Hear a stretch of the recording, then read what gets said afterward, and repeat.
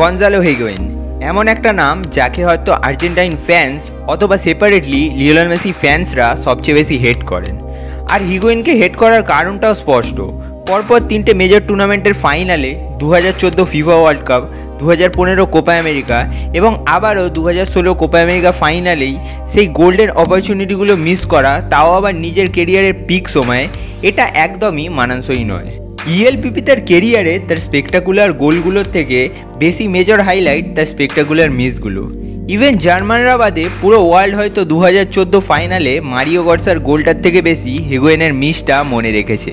তবে Gonzalo হিগুয়েইনের stats বলছে ইএলপিপি তা অ্যাকচুয়ালি খুব খারাপ প্লেয়ার ছিলেন না অ্যাজ এ প্লেয়ার, আর তাই হয়তো river plate, Real Madrid, Napoli, Juventus, AC Milan, চেলসির মতো বিগ ক্লাবগুলোতে খেলেছেন। কেরিয়ারে সবচেয়ে বেশি সময় কাটিয়েছেন রিয়াল মাদ্রিদে, আর সেখানে 121 গোল এবং 56টি অ্যাসিস্টও করেছেন।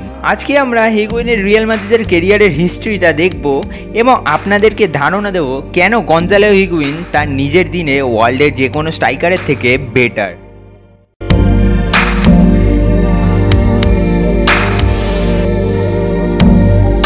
ফর্মাল আর্জেন্টাইন ফুটবলার জর্জ হিগুয়েইনের ছেলে গঞ্জালো হিগুয়েইনের জন্ম ফ্রান্সে হলেও মাত্র 10 মাস বয়সে আর্জেন্টিনাতে মুভ করেন তিনি। পরবর্তীকালে গঞ্জালো হিগুয়েইন রিভার প্লেটে নিজের ফুটবল ক্যারিয়ারটা শুরু করেন। এরপর 2006তে ডিসেম্বরে 19 বছরের গঞ্জালো হিগুয়েইনকে সাইন করায় রিয়াল মাদ্রিদ 12 মিলিয়ন ইউরো দিয়ে রিভার প্লেট থেকে। 2007 জানুয়ারিতেই রিয়াল মাদ্রিদে যোগ দেন গঞ্জালো হিগুয়েইন এবং 11 জানুয়ারি 2007 কোপা দেল রেতে রিয়াল বেতিসের বিপক্ষে ডেবিউটাও করেন। গঞ্জালো হিগুয়েইন তার ফার্স্ট রিয়াল মাদ্রিদ গোলটা পায় 24 ফেব্রুয়ারি অ্যাটলেটিকো মাদ্রিদের বিপক্ষে। ম্যাচটা 1-1 গোলে ড্র হয়। বেরনাবিউতে নিজের প্রথম সিজনে হিগুয়েইন মাত্র 2টো গোল পান। 2007-8 সিজনটায় ইনকনসিস্টেন্ট থাকলেও সিজনের শেষটা হিগুয়েইন মেমোরেবলভাবে করেন। ওসাসুনার বিপক্ষে লাস্ট মিনিট গোল করেন, যেটা থেকে মাদ্রিদ 2-1 গোলে জয় পায় এবং সেকেন্ড কনসিকিউটিভ ইয়ারের জন্য লা লিগা চ্যাম্পিয়নও হয়। এর ঠিক 4 দিন পর গঞ্জালো হিগুয়েইন এল ক্লাসিকোতে মাদ্রিদের 3 নম্বর গোলটা করেন, যেখানে রিয়াল মাদ্রিদ 4-1 গোলে জয় পায়। 2008-9 সিজনে গঞ্জালো হিগুয়েইন স্টার্টার হিসাবে চান্স পান, কারণ Dutch striker Ruud van Nistelrooy একটা ইনজুরি পিক করেছিলেন। আগস্ট 2008-এ মালাগার বিপক্ষে রিয়াল মাদ্রিদ 4-3 গোলে জয় পায়, যেখানে গঞ্জালো হিগুয়েইন একাই 4টে গোল করেন। Because of this Gonzalo Higuain internationally recognition অর্জন করা শুরু করেন এবং লা লিগাতে one of the leading goal scorer হয়ে ওঠেন বার্সেলোনা স্যামুয়েল এটোর পাশাপাশি।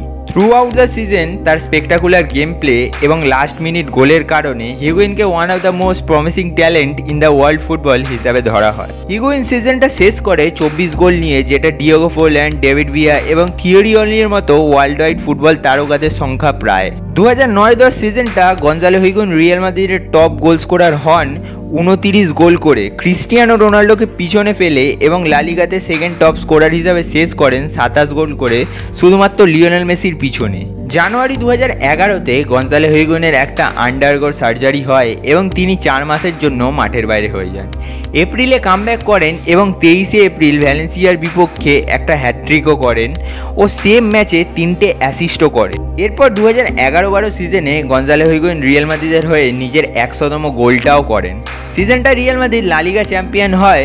গঞ্জালো হিগুয়েইন টোটাল 22টা গোল করেন, যা তার টিমমেট কারিম বেনজিমার থেকেও বেশি। 2012-13 সিজনের শুরুতে রিয়াল মাদ্রিদ বার্সেলোনাকে 2-1 গোলে হারিয়ে সুপার কোপাতে স্প্যানিয়া জেতে, যেখানে হিগুয়েইন একটা গোলও করে। সিজনটায় গঞ্জালো হিগুয়েইন 100 লা লিগা গোলের মাইলস্টোনটাও স্পর্শ করেন। গঞ্জালো হিগুয়েইনের জন্য এটাই রিয়াল মাদ্রিদের জার্সিতে শেষ সিজন ছিল। শেষের জুন 2013-তে হিগুয়েইন জানান এবং যোগ দেন সেরিয়া ক্লাব নেপোলিতে।